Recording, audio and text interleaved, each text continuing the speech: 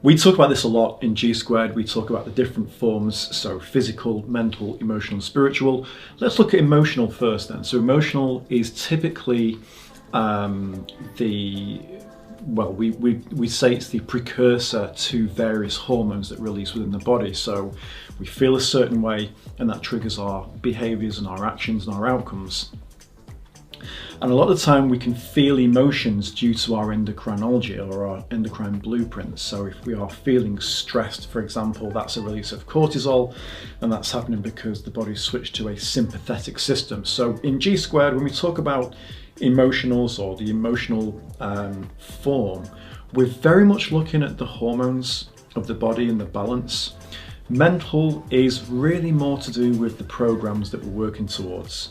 And the mental health of the brain itself. So is the brain being nourished with the right nutrients? Is it getting enough of the neurotransmitters that are produced mainly in the guts? Is it getting enough of maybe certain botanicals that we refer to as nootropics, which are stimulants for the brain?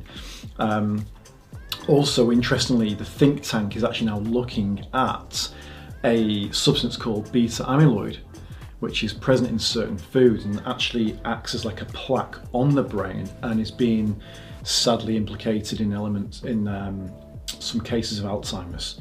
So we're starting to look now at beta amyloid buildup contributing towards increased cases of Alzheimer's. Physical obviously stands for itself, the posture, the movement, the shape, the tone, the size, the strength, the power, if that's relevant as well. And then spiritual, as far as we're concerned, is the connection to the planet itself.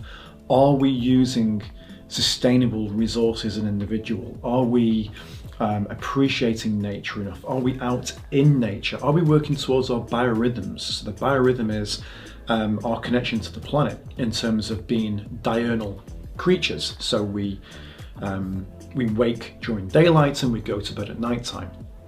And for some people, that's possibly a little bit reversed in some cases. People are going to bed too late, they're waking feeling low morning energy, and that's very much a spiritual connection to being connected or disconnected in some cases.